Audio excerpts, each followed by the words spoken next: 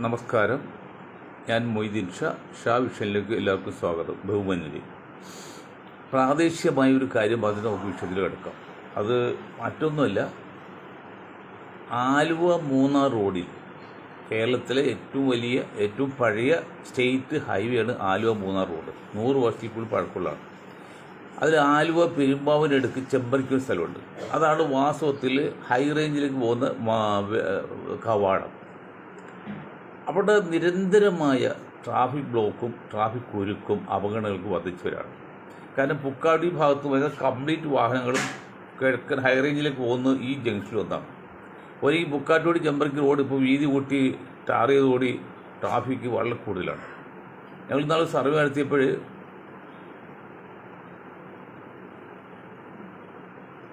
10 മിനിറ്റിലാണ് 120 വാഹനങ്ങൾ പോകുന്നുണ്ട്. 10 മിനിറ്റ് അത്ര തിരക്കുള്ള സ്ഥലമാണ്. അത് ഒഴിവാക്കാൻ വേണ്ടി പലരും പല നിർദ്ദേശങ്ങൾ വച്ചെങ്കിലും അതിലെല്ലാം അതിൻ്റേതായ പോരായികയുണ്ട്. അവസാനം വന്നൊരു നിർദ്ദേശം, ചെമ്പർക്കി കനാൽ പാലത്തിന് മുൻപുള്ള മുസ്ലിം പള്ളി, അല്ല പള്ളിക്കവല എന്ന് നമുക്ക് കൊടുക്കാം. പള്ളിക്കവല ഒരു ചെറിയ ഉയർന്ന പ്രദേശമാണ്. ആ പള്ളിക്കവലയിൽ നിന്ന്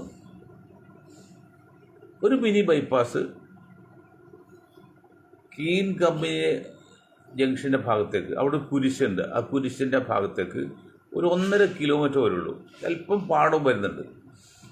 അങ്ങനെ ഒരു മിനി ബൈപ്പാസ് തുടങ്ങിയാൽ ആ ഭാഗം ആ മേഖല പിന്നെ ബിസിനസ് പരമായിട്ട് കൊമേഴ്ഷ്യലായിട്ട് വളരെ വ്യത്യാസം വരും. MG റോഡ്, 2 റോഡിൻ്റെ 2 സൈഡിലും ബൈപ്പാസ് അല്ലേ, നല്ല ട്രാഫിക്കുള്ള സ്ഥലമാണ്. കടകൾ ഉയർന്നു വരും, വ്യവസായ സ്ഥാപനങ്ങൾ വരും, വലിയ പുരോഗതി വരും. അപ്പോൾ സ്ഥലം പാർട്ടി വിട്ടുകൊടുക്കും. കാരണം സ്ഥലം വിട്ടുകൊടുത്താൽ അവർക്ക് 10 ഇരട്ടി വിലയാണ് അവിടെ. അപ്പോൾ അതിനെക്കുറിച്ച് ചിന്തിക്കാൻ വേണ്ടി ചെമ്പരക്കിൽ ഒരു യോഗ കൂടുന്നുണ്ട്. അതിനെക്കുറിച്ച് ചിന്തിക്കണമെന്ന് നമ്മൾ വിനീതമായി ബന്ധപ്പെട്ട അധികാരികളോടും നാട്ടുകാരോടും പറയണം. അതിൻ്റെ മുന്നോടിയായിട്ട് കനാൽ പാലം മുതൽ ചെമ്പരക്കി ജംഗ്ഷനിലേക്ക് 150 മീറ്റർ അത് കംപ്ലീറ്റ് സ്ട്രിക്റ്റ്ലി വൺ വേ എന്ന് പറഞ്ഞാൽ ചില സ്ഥലത്തോടെ 2 വീലർ പോകുന്ന വൺ വേ ഉണ്ട്. സ്ട്രിക്റ്റ്ലി വൺ വേ എന്ന് പറഞ്ഞാൽ അവിടെ 2 വീലർ പോലും പോകില്ല, ആൾക്ക് മാത്രമേ പോകാൻ പറ്റുള്ളൂ. വൺ വേ പ്രഖ്യാപിച്ചാൽ അപകടം കുറയും, ട്രാഫിക് ബുദ്ധിമുട്ട് കുറക്കാം എന്നൊക്കെ പ്രതീക്ഷയാണ്. അതിനെക്കുറിച്ച് ചിന്തിക്കാവുന്നതാണ്. മറ്റൊന്ന്, കഴിഞ്ഞ ദിവസം 28-ാം തീയതി ചൊവ്വാഴ്ച ഹർത്താൽ നടത്തി. 62 ദളിത് സംഘടന ചേർന്ന് ഹർത്താൽ നടത്തി. വ്യക്തിപരമായിട്ട് പറഞ്ഞാൽ ഞങ്ങളും ഞങ്ങളുടെ പ്രസ്ഥാനവും ഒരു വക ഹർത്താലിനോ ബന്ദിനോ പ്രകടനത്തിനോ താല്പര്യമില്ല. നിങ്ങൾക്ക് എന്തെങ്കിലും പ്രതിഷേധം ഉണ്ടെങ്കിൽ നിങ്ങൾ ഉദ്ദേശിക്കുന്ന സ്ഥാപനത്തിന് മുമ്പിൽ പ്രതിഷേധിക്കാം, തെറ്റൊന്നുമില്ല. നിയമപരമായിട്ടുള്ള സാഹചര്യം വെച്ച് പ്രതിഷേധിക്കാം. അല്ലെങ്കിൽ ഏതെങ്കിലും പ്രധാന സ്ഥലത്ത് നിങ്ങളുടെ അണികളെയോ അല്ലെങ്കിൽ അനുയായികളെയോ അല്ലെങ്കിൽ നിങ്ങളുടെ ഗ്രൂപ്പിലേക്ക് ഒറ്റക്ക് വരുത്തി അവിടെ വെച്ച് നിങ്ങൾ പ്രസംഗിച്ച് അവരെ ബോധവൽക്കരണം ചെയ്യാം, തെറ്റില്ല. അത് ഗ്രൂപ്പായിട്ട് വന്നോ ഗ്രൂപ്പായിട്ട് തിരിച്ചു പോയിക്കാനല്ല, ഒരുമിച്ച് വന്നോ ജാതി ഒന്നും പറ്റില്ല. അതാണ് ഞങ്ങളുടെ പോളിസി. ഇവിടെ എന്താ വെച്ചാൽ ഹർത്താൽ ആചരിക്കുന്നത് ദളിത് സംഘടന മാത്രം. അതിന് മുമ്പ് എത്രയോ ഹർത്താലും ബന്ധുണ്ട്.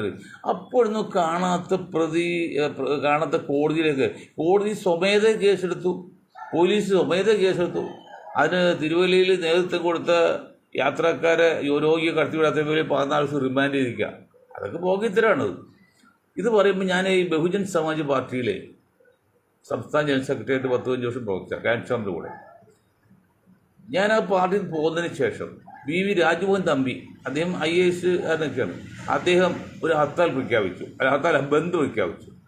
ദൈവമേ പടച്ചോനെ അല്ലാ, പുള്ളി ബന്ദ് പ്രഖ്യാപിച്ച ശേഷം കോടതി ബന്ധേ നിരോധിച്ചു. ഇനിയിപ്പോൾ ദളിതുകൾ ഈ ഹർത്താൽ പ്രഖ്യാപിച്ചു, ഈ ഹർത്താൽ നിരോധിക്കും. ഇപ്പം തന്നെ ഹർത്താൽ പാടില്ല എന്നുള്ള എൻ്റെ അറിവുന്നുണ്ട്, പാടില്ല.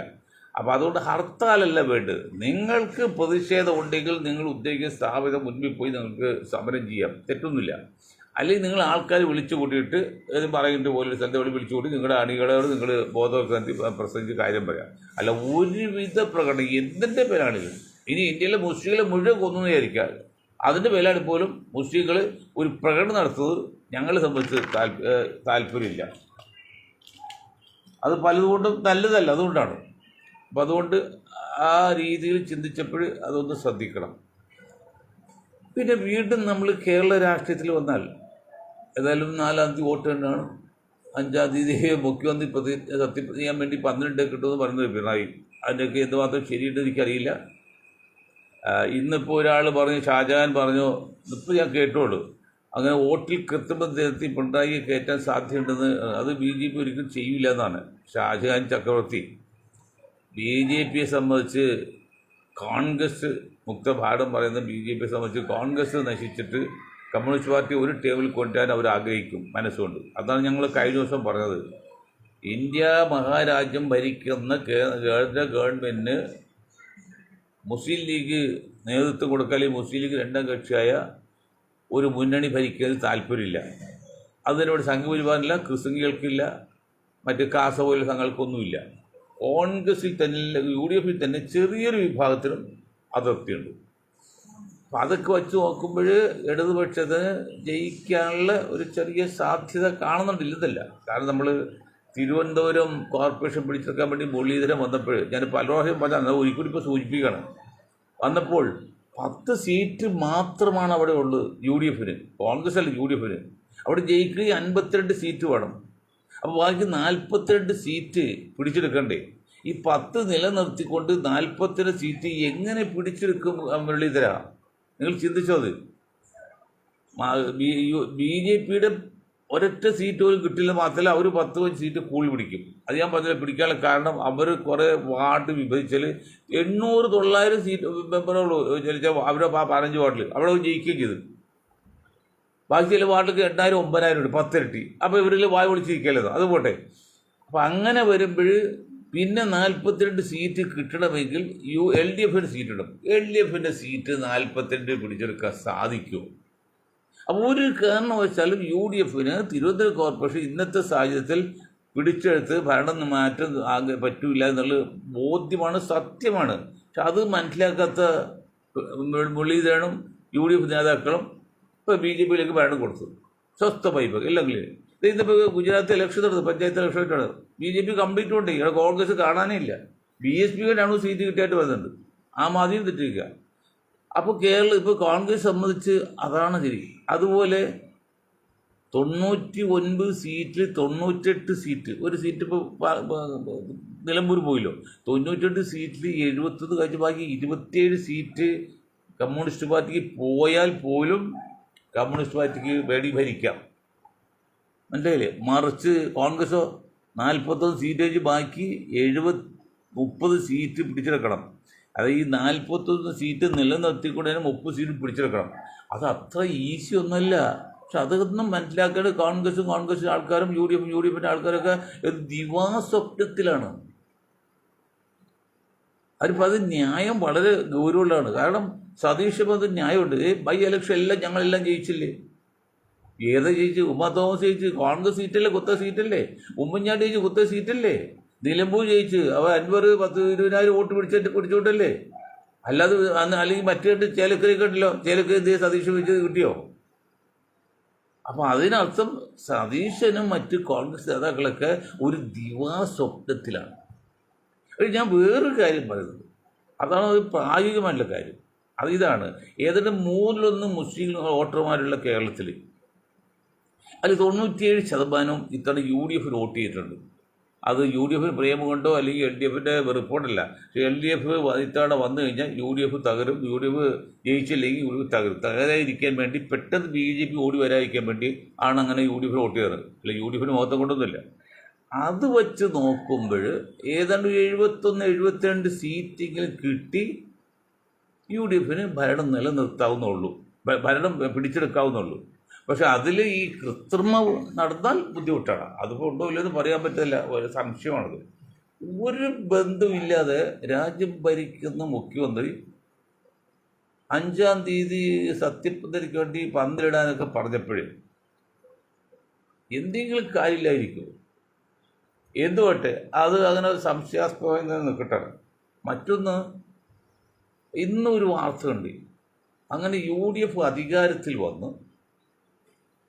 വന്നാൽ സണ്ണി ജോസഫ് മന്ത്രിയാവും, KPC പ്രസ്ഥാനം പോവും. അപ്പോൾ റോജന് എന്താണ് ബെന്നി ബെഹനന് റോജൻ C. ജോണോ KPC പ്രസ്ഥാനം കൊടുക്കണമോ? ഇവിടെ നിങ്ങൾക്ക് ഏത് നൂറ്റാണല്ലോ ജീവിക്കുന്നത്? കേരളത്തിൽ മൂന്നിലൊന്ന് വരുന്ന ഒരു സമുദായമല്ലേ, ഒരു ജാതിയില്ലേ, ഒരു സമുദായമില്ലേ മൂന്നിലൊന്നുള്ളത്? അത്ര ഉള്ള ആരെങ്കിലും ഉണ്ടോ? ആ മൂന്നിലൊന്ന് സമുദായം ഉള്ളതിൻ്റെ 4/1 പോലും മുസ്ലിം ലീഗ് അനുഭാവികളിൽ. ഞാൻ കണക്ക് ഉദ്ധരിച്ച് പറഞ്ഞല്ലേ, കണക്ക് ഉദ്ധരിച്ച് മണ്ടന്മാർക്ക് മനസ്സിലാവില്ല എന്താണ് കണക്ക്. പാലക്കാട് മുതൽ കാസർഗോഡ് വരെ 65 മണ്ഡലങ്ങളിൽ 50% മുസ്ലിങ്ങൾ മണ്ഡല. ആ 65 മണ്ഡലത്തിൽ കോൺഗ്രസ് മത്സരിച്ച് 5 മണ്ഡലത്തിൽ ജയിച്ചു, ബാക്കി 60 തോറ്റുപോയി. അപ്പോൾ അവിടെ മുസ്ലിം ലീഗ് ഉണ്ടെങ്കിൽ ജയിക്കില്ലേ? അവിടെ മുസ്ലിങ്ങളുണ്ട്, പക്ഷെ മുസ്ലിം ലീഗ് അല്ല അത്. കാരണം മുസ്ലിം ലീഗ് ഉണ്ടെങ്കിൽ വോട്ട് ഒരു ചതിവ് കാണിക്കില്ല. അതിനർത്ഥം ആകെയുള്ള ജനങ്ങളിൽ 4/1 പോലും 3/1 ജനങ്ങളുണ്ടെങ്കിൽ 1,20,00,000 പേര് കേരളത്തിൽ മുസ്ലിങ്ങളുള്ളൂ. നിങ്ങൾ മണ്ടന്മാർ, നിങ്ങൾ എന്തൊക്കെ കണക്ക് ഉദ്ദേശിച്ചാലും ഇതാണ് യഥാർത്ഥ കണക്ക്. ആ 1,20,00,000 23 ലക്ഷം മെമ്പർമാരാണ് ലീഗുള്ളത്, 33 ലക്ഷം മെമ്പർമാരാണ് കോൺഗ്രസ് ഉള്ളത്. 21 ലക്ഷം സീറ്റുള്ള മെമ്പർഷിപ്പുള്ള ലീഗിന് കിട്ടിയതിന് ഇരട്ടി സീറ്റാണ് 33 ലക്ഷം മെമ്പറുള്ള കോൺഗ്രസ് കൊടുത്തിരിക്കുന്നത്. അവിടെയൊക്കെ ചില വൈരുദ്ധ്യം വൈജാത്യമൊക്കെ ഉണ്ട്. അപ്പോൾ അങ്ങനെ ഇരിക്കുമ്പോൾ ഈ 3/1 വിഭാഗത്തിൽ നിന്ന് എന്തുകൊണ്ട് ആയിക്കൂടാ? ടി ബാബ സാഹിബിന് ശേഷം ഹസൻ വന്നെങ്കിൽ അത് ആരും അംഗീകരിച്ചിട്ടില്ലല്ലോ. ഇപ്പോൾ CH മുഹമ്മദ് സാഹിബ് മുഖ്യാതിഥിയിൽ പലരും അത് പേരുകൾ കാണിക്കുന്നില്ല. എങ്ങനെ വന്ന് 1440 കണക്കിലെടുക്കണില്ല. പക്ഷെ അതൊരു തടസ്സമായി നിൽക്കുന്നതിൽ മുസ്ലിം ലീഗ് തന്നെയാണ്. മുസ്ലിം ലീഗ് ഒരു കാരണവശാലും വേറൊരു മുസ്ലിം വളരെ സമ്മതിക്കില്ല കോൺഗ്രസിൽ നിന്ന്. രഹസ്യമായിട്ട് പരസ്യമായിട്ട് അവർ ഒതുക്കി കൊടുക്കും. അതുകൊണ്ടാണ് പറയുന്നത് മുസ്ലിം ലീഗ് മുഖ്യമന്ത്രി കേരളത്തിൽ ആകുകയില്ല, വേറൊരു മുസ്ലിം മുഖ്യമന്ത്രിക്ക് സമ്മതിക്കില്ല. അവർ KPCC ഒരു മുസ്ലിം ആകാൻ ലീഗ് സമ്മതിക്കില്ല. ടെക്നിക്കലി അത് ന്യായമാണ് അവർ പറയുന്നത്, അവരുടെ നിലനിൽപ്പിൻ്റെ രഹസ്യമാണ്. പക്ഷെ അതുകൊണ്ട് സമുദായത്തിന് ക്ഷീണം പറ്റി മനസ്സിലാക്കണ്ടേ? നമ്മൾ സമുദായങ്ങൾ നോക്കണ്ടേ? ലീഗിൻ്റെ താല്പര്യം മാത്രം നോക്കിയാൽ മതിയോ? മണ്ടന്മാരെ കോൺഗ്രസ് നേതാക്കൾ ഈ ലീഗുകാർ തങ്ങൾ കുഞ്ഞാക്കായും പദം കേട്ട് മുസ്ലിം സമുദായത്തെ പാടെ ഒഴിവാക്കിക്കൊണ്ട് നാമമാത്രമായിട്ട് സിദ്ദീഖിനെ മന്ത്രിസഭയിൽ എടുക്കുന്നൊരു സൂചന പത്രക്കാരും പറയുന്നുണ്ട്. ആ ഒരു ചാൻസ് 4-5 സീറ്റ് ലീഗിനും ഒരെണ്ണം, അപ്പോൾ 6 സീറ്റ് ഏതാണ്ട് ഒപ്പിട്ടുണ്ട്. 7 പ്രതീക്ഷിക്കണ്ട. അതുപോലെ ലീഗിന് കൊടുക്കുന്നത് കുറച്ചിട്ട് ബാക്കി സമുദായത്തിൽ നിന്ന് കൊടുക്കണം. എങ്കിലും ആ സമുദായം കോൺഗ്രസ് കൂടെ നിൽക്കുള്ളൂ. അത് മനസ്സിലാകുന്നില്ല. എന്ത് പറയുമ്പോൾ 10% ക്രിസ്ത്യൻ സമുദായം, ആകെ 15 5 കൺവേർട്ട് ക്രിസ്ത്യൻ. ആ 10% ക്രിസ്ത്യൻ സമുദായത്തിന് കോൺഗ്രസിൻ്റെ KPCC പ്രസിഡന്റ് വേണമെന്ന് പറയും. എന്താണ് പ്രത്യേകത? ഇതാണ് ബെന്നി ബെഹനാൻ അല്ലെങ്കിൽ റോജി എൻ ജോൺ. അപ്പോൾ ഈ 3/1 വിഭാഗമുള്ള 33% വിഭാഗത്തിന് KPCC പ്രസിഡന്റ് കൊടുക്കണ്ടോ? വീട്ടികളിൽ നിന്നല്ല വേണ്ട പോക്കിത്തരവ് കാണിക്കുന്നത്. അത് ചെയ്യാവുന്ന ഒരു വഴി എന്നറിയോ? ലീഗിനെ തോൽപ്പിക്കല്ല, കോൺഗ്രസ് സ്ഥാനാർത്ഥികൾക്ക് ഈ മുസ്ലിം സമുദായം വോട്ട് ചെയ്യാതിരിക്കണം. ഒരു ടൈമിൽ ഈ മുസ്ലിം സമുദായം വോട്ട് ചെയ്യാതിരിക്കുകയാണെങ്കിൽ ഈ സണ്ണി ജോണും കിണ്ണി ജോണും ഒക്കെ പാഠം പഠിക്കും. മനസ്സിലായില്ലേ? ഒരു 60 സീറ്റിൽ കൂടുതൽ ജയിക്കണമെങ്കിൽ മുസ്ലിങ്ങളുടെ വോട്ട് തന്നെ വേണം. പകുതി സീറ്റ്, ഇപ്പോൾ 150 70 സീറ്റെങ്കിലും ജയിക്കണമെങ്കിൽ മുസ്ലിങ്ങൾക്ക് കൂടി സീറ്റ് മസ്റ്റാണ്. അപ്പോൾ അതിൽ കോൺഗ്രസ് സ്ഥാനാർത്ഥികൾ മുസ്ലിം ലീഗ് അല്ലെങ്കിൽ മുസ്ലിങ്ങൾ വോട്ട് ചെയ്യുന്നൊരു ട്രെൻഡ് ഒരു പ്രചരണം കൊടുത്താലോ കോൺഗ്രസ് വെള്ളം കുടിക്കും. അതുകൊണ്ട് മര്യാദക്ക് സ്നേഹത്തിൻ്റെ ഭാഷയിൽ പ്രായോഗികമായിട്ട് പ്രാക്ടിക്കലായിട്ട് പറയാണ്, കോൺഗ്രസ് തോറ്റ് നമുക്ക് പരിപാടിയില്ല. നിങ്ങൾ മാന്യമായിട്ട് മുസ്ലിം ലീഗിൻ്റെ വാക്ക് കേട്ട് സമുദായത്തെ അകറ്റി നിർത്തിയാൽ നിങ്ങൾ അപകടത്തിലേക്ക് പോകും. ഇപ്പോൾ ഗുജറാത്ത് പോയി, മറ്റുപോയി, എല്ലാം പോയി. ഇനി ഏതാണ് ഉള്ളത്? പശ്ചിമ ബംഗാളിൽ അഡ്രസ് ഉണ്ടോ? ആസാമിലുണ്ടോ? ഗുജറാത്തിലുണ്ടോ? തമിഴ്നാട്ടിലുണ്ടോ? എവിടെയാണ് കോൺഗ്രസ് ഉള്ളത്? പറയും. ഒരു സ്റ്റേറ്റ്, ഒരു കർണാടക പേരുണ്ട്, പിന്നെ തെലങ്കാനയായിട്ടുണ്ട്, പിന്നെ 1-2 കൊച്ചു സ്റ്റേറ്റ്, എറണാകുളത്തെ വലിപ്പമുള്ള ചില കൊച്ചു വടക്ക് ഇന്ത്യ, 1-2 വടക്ക് ഇന്ത്യൻ സംസ്ഥാനങ്ങൾ. അത് എറണാകുളം ജില്ലയെടുത്ത പോലും ഇല്ല. കളഞ്ഞില്ലല്ലോ നിങ്ങളത്. BJPയുടെ കയ്യിൽ തളിയിൽ വെച്ച് കൊടുക്കാമല്ലേ നിങ്ങൾ കാണിക്കുന്നത്? പോക്കിത്തൽ തെമ്മടുത്തല്ലേ കാണിക്കുന്നത്? യാതൊരു പ്രതീക്ഷയും കണക്കൂട്ടില്ലാതെ. കേരളത്തിൽ പോലും ബെന്നി ബെഹനാകട്ടെ അല്ലെങ്കിൽ റോണി ജോൺ ആകട്ടെ, അപ്പോൾ ഈ ഒരു വിഭാഗം വോട്ടല്ലോട്ട് അവർക്ക് വോട്ടില്ലേ? എന്താ നിങ്ങൾ ഈ സമുദായത്തിലെ വായി നോക്കികളെ, നിങ്ങൾ എന്താണ് ചിന്തിക്കുന്നത്? ഞാൻ അത് തന്നെ വായി നോക്കിയാൽ എന്ന് പറഞ്ഞ ഈ സമുദായത്തിലെ നേതാക്കളെ, നിങ്ങൾ എന്താണ് ആലോചിക്കുന്നത്? നിങ്ങൾക്ക് മറ്റുള്ളവർക്കൊപ്പം അവസരം വേണ്ടേ? അതും ചില വ്യക്തികൾക്ക് മാത്രം സ്ഥാനം കിട്ടിയത്. ഞാൻ പല ആലുവയിലെ MLA പറഞ്ഞില്ല, പുള്ളിക്കത് എന്താ ഒരു MLA സ്ഥാനം കിട്ടും, കഴിവെങ്കിലും ഒരു മന്ത്രി സ്ഥാനം കിട്ടിയ പുള്ളി ഹാപ്പിയായി. അതിന് മുമ്പ് ആര്യാട് മുമ്പ് മുസ്താഖ് അവരും കാര്യം നോക്കി ചത്ത് മണ്ണടിച്ച് പോയി, മരിച്ച് മണ്ണടിച്ച് പോയി. അവരൊന്നും സമുദായത്തിൽ ബാധിച്ചില്ല. സമുദായത്തിന് വേണ്ടി ബാധിക്കുന്നവർക്ക് ജനസംഖ്യാനുപാതികമായ സ്ഥാനമാനങ്ങൾ എല്ലാ സമുദായങ്ങൾക്കും വീടുന്നതല്ല, മുസ്ലിങ്ങൾക്ക് മാത്രമല്ല. അതാണ് നീതി. അതെന്തുകൊണ്ട് നിങ്ങൾ ചിന്തിക്കുന്നില്ല? മുസ്ലിം ലീഗ് തങ്ങളുടെയും പേര് പറഞ്ഞ് അവർ മുഖ്യമന്ത്രി ആകുകയല്ല, മറ്റ് മുസ്ലിം സമുദായ ഒരാളെ സമ്മതിക്കില്ല. അത് ഈ വായി നോക്കി കോൺഗ്രസ് നേതാക്കൾ അതിന് സപ്പോർട്ട് ചെയ്യുകയാണ്. എന്താണോ നിങ്ങൾ ജയിച്ചു വന്നിട്ടാണ് ഒരു ടേബിൾ അങ്ങോട്ട് തോൽപ്പിച്ചാണല്ലോ പാഠം പിടിക്കും. നിങ്ങൾ ചിന്തിക്കാത്തത് പത്രക്കാരാണെങ്കിലും ആരാണെങ്കിലും ഈ ഒരു സമുദായം ഉള്ളത് മനസ്സിലായില്ലേ? അവർ നിങ്ങളിപ്പോൾ ഒന്നും പറയാത്തതാണ്.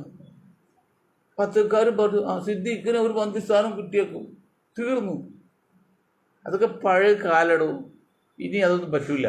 ഇനി കിട്ടണമെങ്കിൽ ജനസംഖ്യക്ക് ആനുപാതികമായിട്ട് എല്ലാ വിഭാഗങ്ങളും, ഒരു വിഭാഗം മാത്രമല്ല എല്ലാ വിഭാഗങ്ങൾക്കും മാന്യമായിട്ട് അംഗീകാരം കൊടുക്കണം. അല്ല തിരുവനന്തപുരം കോർപ്പറേഷൻ പിടിച്ചെടുക്കാൻ വന്ന് മുരളീധരൻ BJPയുടെ കയ്യിലേക്ക് കോർപ്പറേഷൻ ഭരണം കൊടുത്തുപോലെ കൊടുക്കാനാണ് മനസ്സിൽ ഉദ്ദേശമെങ്കിൽ അത് വില പോകില്ല സർ. കുറേ കാലം ഈ സമുദായം മണ്ടത്തിനെ കാണിച്ച് മണ്ടൻ കളിച്ചു. ഇനി അത് പറ്റില്ല, ഇനി കളിക്കാൻ സമയമില്ല. കാര്യമായിട്ട് പറഞ്ഞു, ഗൗരവത്തോടെ പറയാണ്, ഇനി കളിക്കാൻ സമയമില്ല. എല്ലാവർക്കും കിട്ടുന്ന പോലെ ആനുകൂല്യങ്ങൾ ഈ സമുദായത്തിൽ കിട്ടും. ഒരു ദളിത് നേതാക്കൾ എന്തെങ്കിലും ആട്ടെ, അജ്ഞാതി ആ കോളേജിലെ കുട്ടിയെ കൊന്ന് താഴെയിട്ടെന്ന് പറഞ്ഞേ, അല്ലാതെ വീണ് മരിച്ചൊന്നുമില്ല. അത്തം ചെയ്തിട്ട് ഒരു ഹർത്താൽ ആചരിച്ചു. അത് വേണ്ടാത്തായിരുന്നു. അതല്ല ഹർത്താൽ ആചരിച്ചാലും ഇങ്ങനെ വഴി പോകുന്ന തടയാനും പാടില്ല രോഗികളെന്നും. അതവർ മണ്ടത്തിൽ അത്ര കഴിവല്ലേ ഉള്ളൂ. അപ്പോഴേക്കും എന്തെല്ലാം പേര് ഓരോ വഞ്ചകര് തെമ്മാടികൾ എന്ന് പറയുന്നുണ്ട്. അത് തെമ്മാടികളെന്ന് അത് അവർ വികാരം പൊളിപ്പിച്ചാണ്. അവൻ്റെ സമുദായത്തിൽ നിന്ന് ഒരാളെ തല്ലിക്കൊന്ന് മുകളിലിട്ടിട്ട് ചോദ്യമില്ല എന്നൊക്കെ പറഞ്ഞാൽ ആർക്കൊരു വികാരം കൊള്ളില്ലേ? എങ്കിലും അതേക്കുറിച്ച് മിതത്വം പാലിക്കാമായിരുന്നു. അത് തന്നെയാണ് പിന്നോക്കൻ്റെ കുഴപ്പം. മുസ്ലിമായാലും ദളിതായാലും പിന്നോക്ക ഹിന്ദുക്കളായാലും അവൻ്റെ ചിന്ത പോലും പിന്നോക്ക അവസ്ഥയായിരിക്കും. സവർണൻ്റെ മുമ്പിൽ ചിന്തയിൽ പോലും എത്താൻ പറ്റില്ല. അതാണ് കുഴപ്പം. വെള്ളാപ്പള്ളിക്കെട്ട് കളിക്കാണില്ലേ? ആ മണ്ഡലത്തെ ചിന്താഗതി കാണിക്കുന്നില്ലേ? അതിൽ വലിയ എത്തുന്നുണ്ടോ? അപ്പോൾ NSSO 9% 10% എന്നിട്ട് അവരെത്രയോ ആനുകൂല്യങ്ങൾ നേടുന്നു. ലീഗിന് 3-1 എന്നിട്ട് അവർക്ക് 3-1 അവകാശം കിട്ടിയുള്ളൂ. ബാക്കി 2 ഭാഗം പോലും കിട്ടാനില്ല. വെള്ളാപ്പള്ളിക്കാണ് പകുതി കിട്ടിയിട്ടുള്ളൂ, ഇനിയും കിട്ടാൻ കിടക്കണം. ഇതൊക്കെയാണ് അവസ്ഥ. ഈ നിലക്ക് കോൺഗ്രസ് കുറച്ച് ശ്രദ്ധിച്ച് മുന്നോട്ട് പോയില്ലെങ്കിൽ അപകടത്തിലേക്കാണ് പോകുന്നത്. ഇനി എന്താ അപകടം വരാനുള്ളത്? കോൺഗ്രസ് ഇന്ത്യയിൽ ഇനി എന്താ അപകടം വരാനുള്ളത്? രാഹുൽ ഗാന്ധി ഒന്നും ഫിറ്റല്ല, അൺഫിറ്റാണ്. പുള്ളിയൊക്കൊന്നും ഇന്ത്യൻ രാഷ്ട്രീയം നയിച്ച് ഒരു പ്രധാനമന്ത്രിയാകാനുള്ള സാധ്യതയൊന്നും അയാളുടെ യാതൊരു യോഗ്യത കഴിവില്ല. ചെയ്ത മുഴുവൻ മണ്ടത്തിലാണ്. അല്ലെങ്കിൽ ഞാൻ അതുകൂടി പറഞ്ഞു നിർത്താം. അല്ലെങ്കിൽ പണ്ട് മൻമോഹൻ ജയപ്രകാശ് കാണിച്ച പോലെ നിങ്ങൾക്ക് എന്തുകൊണ്ടാണ് BJP ചോദിച്ചുള്ള ബാക്കി എല്ലാവരും ഒരുമിച്ച് നിർത്താൻ പറ്റാത്തത്? ആ ചിന്ത വരാത്തത്? DMS ചോദിച്ചാൽ തൊടവൻ തൊടില്ല. അങ്ങനെ വേണ്ടത്. BJP താഴെ ഇറക്കണമെന്ന് ആത്മാർത്ഥതയുണ്ടെങ്കിൽ ജയപ്രകാശ് താരെ കാണിച്ച പോലെ അന്ന് ജയപ്രകാശ് കാണിച്ചത് വേറൊന്നുമല്ല, കോൺഗ്രസ് ഒഴിച്ച് ബാക്കി എല്ലാം ഈ മുന്നണിയിലുണ്ടാവും. മുന്നണിയിലെ പുള്ളി പാർട്ടി ജനതാ പാർട്ടി ഉണ്ടാവും. അതൊന്നും ഉണ്ടാക്കാൻ ഇന്നത്തെ കോൺഗ്രസ് കഴിവില്ല. അതുകൊണ്ട് മുന്നണി ഉണ്ടാക്കിയാൽ മതി. ആ മുന്നണി ഉണ്ടാക്കുമ്പോൾ എന്താണ്, അത് BJP ഒഴിച്ച് ബാക്കി എല്ലാവരും ചേർക്കണം. അങ്ങനെ ഒരു പ്രസ്ഥാനം നടത്തുന്ന ധൈര്യമുണ്ടോ രാഹുൽ ഗാന്ധിക്ക് അല്ലെങ്കിൽ പ്രിയങ്ക ഗാന്ധിക്ക്? എങ്കിൽ മാത്രമേ BJP താഴെ ഇറക്കാൻ പറ്റുള്ളൂ. ഞങ്ങളിങ്ങനെ കൊരിച്ച് എത്ര നാളിനി, വളരെ നിസ്സാര ദിവസങ്ങൾ മാത്രമുള്ളൂ. ഇനി നമ്മുടെയൊക്കെ വരെ നിൽക്കാൻ പോവാണ് പലതുകൊണ്ടും. ഇത് നിങ്ങൾ എന്നാ ഇനി ബോധ്യപ്പെടുത്തുന്നത്? ആര് നിങ്ങൾ ബോധ്യപ്പെടുത്തും? മണ്ട ശിരോമണികളെ 540 സീറ്റുണ്ടായിട്ട് ഈ വയനാട്ടിലൊന്ന് ലീഗിൻ്റെ കാലിൻ്റെ അടിയിൽ വന്ന് മത്സരിച്ച് അർമാദിച്ച് പോയിട്ട് എന്ത് കിട്ടി? ഭരണം കിട്ടിയോ? എത്ര സംസ്ഥാനം കിട്ടി നിങ്ങൾക്ക്? എത്ര സംസ്ഥാനം മുഴുവൻ സംസ്ഥാനങ്ങളും ഇന്ത്യ കോൺഗ്രസ് ഭരിച്ചതല്ലേ? എത്ര മുസ്ലിം മുഖ്യമന്ത്രിമാരുണ്ടായിരുന്നു? എന്തെങ്കിലും സംഭവിച്ചോ? ഇപ്പോൾ ഏതെങ്കിലും ഉണ്ടോ? കാശ്മീർ പോട്ടെ, അത് ഒരു മുസ്ലിം സ്റ്റേറ്റാണ്. ബാക്കി വേറെ എവിടെയെങ്കിലും ഉണ്ടോ? ബീഹാറിലുണ്ടോ? ബീഹാറിലൊക്കെ അതാണ് വളരെ മോശമായിട്ടാണ് കാര്യങ്ങൾ പോകുന്നത്. അവിടെ പട്ടിണി കിടക്കുമ്പോൾ പ്രതിമ ഉണ്ടാക്കാൻ വേണ്ടി 300 കോടി അട്ടമുടിക്കുന്നുണ്ട്. അതുപോലെ ഈ BJP ഗവൺമെൻറ് എത്ര 1000 കോടി രൂപയാണ് ആ പ്രതിമകൾക്ക് ഉണ്ടാക്കുന്നത്. അതേ സമയത്ത് ആ പ്രതിമയുടെ ആളുടെ പേരിൽ നിങ്ങളൊരു മെഡിക്കൽ കോളേജ്, ഒരു കമ്പനി അല്ലെങ്കിൽ ഒരു സ്ഥാപനം തുടങ്ങിയാൽ എത്ര പേർക്ക് പണി കിട്ടും? അവരുടെ പേര് നിലനിൽക്കൂലേ? ഉദാഹരണം പറഞ്ഞാൽ ഛത്രപതി ശിവജിയുടെ പേരിലാണ് നിൽക്കുക. ആ പ്രതിമ ഉണ്ടാക്കിയതുകൊണ്ട് ഒരു ഹോസ്പിറ്റൽ കൊടുക്കുക, അപ്പോഴും അവർ പേര് നിലനിൽക്കൂലേ? അത് ചെയ്തില്ല. ഏതായാലും കോൺഗ്രസ് ഒന്നുകൂടി ശ്രദ്ധിക്കണമെന്ന് പറഞ്ഞുകൊണ്ട് ഞാൻ എൻ്റെ വാക്കുകൾ നിർത്താൻ. നിങ്ങൾക്ക് ഒരായിരം നന്ദി. ജയ് ഹിന്ദ്.